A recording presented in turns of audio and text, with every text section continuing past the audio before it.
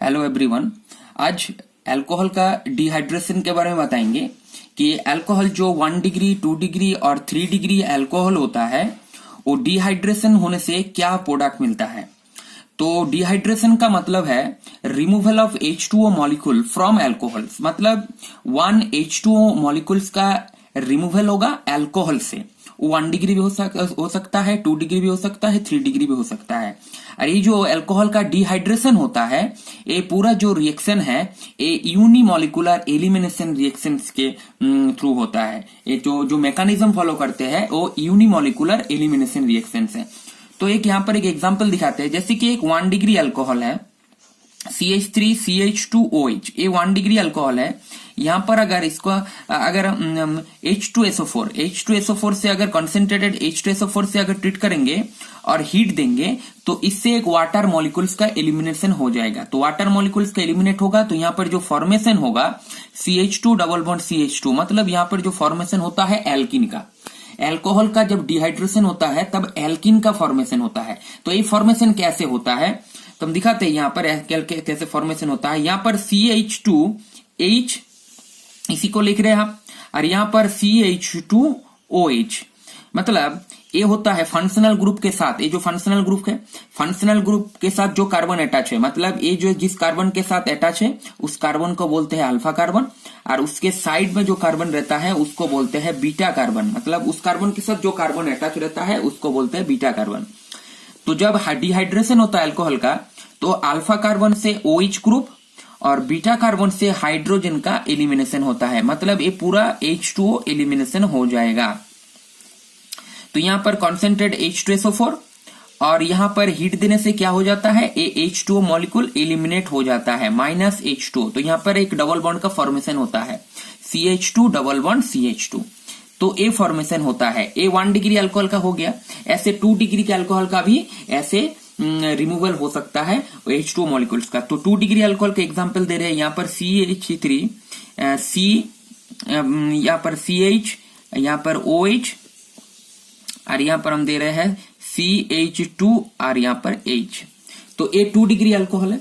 तो 2 degree alcohol का भी ऐसे ही एलिमिनेशन होता है। तो 2 डिग्री अल्कोहल का देखिए, ये जो अल्फा कार्बन है और उसके साइड में जो कार्बन रहता है वो बीटा कार्बन, इसके साइड में ये भी होगा बीटा कार्बन। तो इस बीटा कार्बन से भी हाइड्रोजन एलिमिनेट हो सकता है, इस बीटा कार्बन से भी हाइड्रोजन एलिमिनेट हो सकता है, मतलब किसी एक कार्बन को एलिमिनेट कर सकते हैं यहाँ पर। तो यहाँ पर क्या होगा, अल्फा कार्बन से मतलब ये वाला H2O मॉलिक्यूल्स यहाँ से एलिमिनेट हो जाएगा। तो ये वाला H2O मॉलिक्यूल्स अगर H2O एलिमिनेट होगा तो क्या बनेगा, CH3CH, और यहाँ पर एक डबल बॉन्ड फॉर्मेशन हो जाएगा CH3, और यहाँ पर CH है और यहाँ पर डबल बॉन्ड, मतलब यहाँ पर प्रोपानॉल है, नहीं 2 प्रोपानॉल। 2 प्रोपानॉल से क्या बनेगा, प्रोपीन। 2 प्रोपानॉल से प्रोपीन बन गया। अब ये 2 डिग्री हो गया। अब 3 डिग्री अल्कोहल का भी यहाँ पर होता है डिहाइड्रेशन। 3 डिग्री अल्कोहल का एग्जांपल ले रहे हैं हम CH3 CH3, यहाँ पर भी CH3 होगा। तो CH3 की जगह पर हम क्या कर रहे हैं, CH2H कर रहे हैं, मतलब वही चीज।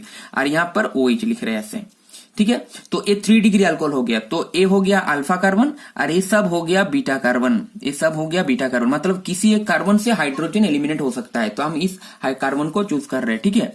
तो यहाँ से क्या होगा, यहाँ से वाटर मॉलिक्यूल्स का एलिमिनेशन होगा। तो यहाँ से वाटर मॉलिक्यूल्स का एलिमिनेशन हो गया, मतलब यहाँ पर भी वही सेम प्रोडक्ट, मतलब एल्किन का फॉर्मेशन होगा CH3, अब यहाँ पर होगा C, अब वहां पर है CH3, और यहाँ पर एक डबल बॉन्ड का फॉर्मेशन हो जाएगा, डबल बॉन्ड CH2, मतलब एल्किन का फॉर्मेशन हुआ। मतलब 3 डिग्री अल्कोहल हो, 2 डिग्री अल्कोहल हो और 1 डिग्री अल्कोहल हो, कॉन्सेंट्रेट H2SO4 और हीट देने से क्या होता है, डिहाइड्रेट हो जाता है, वाटर मॉलिक्यूल्स एलिमिनेट हो जाता है और एल्किन का फॉर्मेशन होता है, एल्किन का फॉर्मेशन होता है। तो ये जो पूरा रिएक्शन है, अल्कोहल का डिहाइड्रेशन का जो पूरा रिएक्शन है, ये रिएक्शन यूनिमोलिकुलर एलिमिनेशन मैकेनिज्म के थ्रू होता है।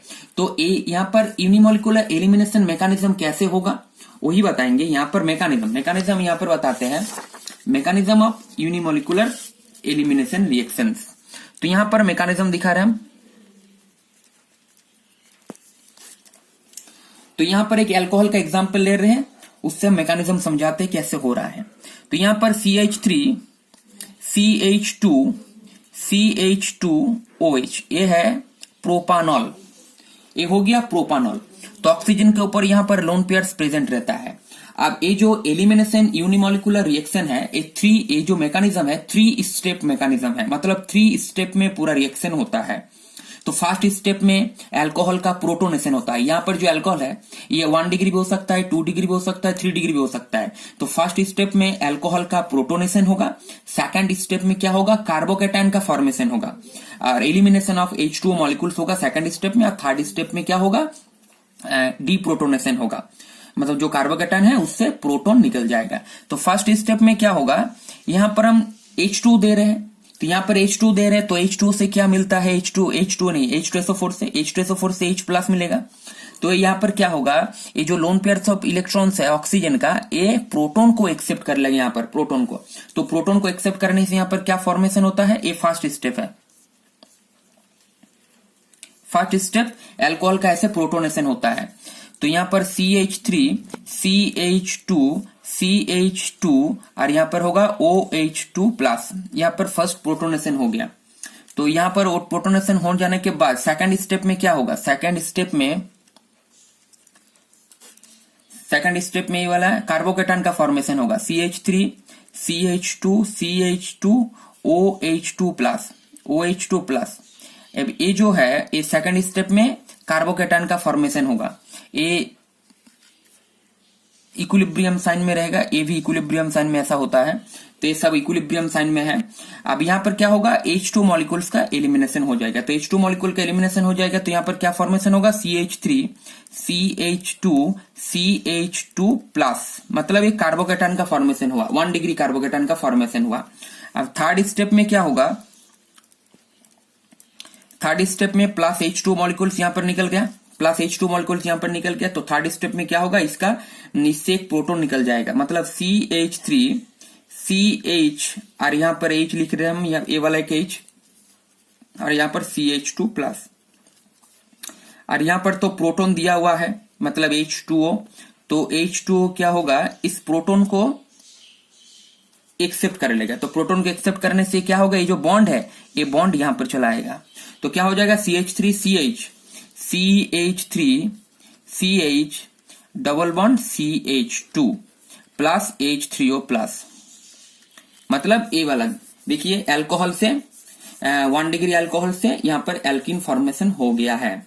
तो ऐसे करके 2 डिग्री अल्कोहल का भी ऐसे ही मैकेनिज्म फॉलो होगा और 3 डिग्री अल्कोहल का भी ऐसे ही मैकेनिज्म फॉलो होगा, और अल्कोहल से एल्कीन का फॉर्मेशन होता है ऐसे 3 स्टेप में। फर्स्ट स्टेप में यहां पर प्रोटोनेशन होगा, सेकंड स्टेप में वाटर मॉलिक्यूल्स का रिमूवल होगा, और थर्ड स्टेप में प्रोटॉन का रिमूवल होगा कार्बोकेटायन से।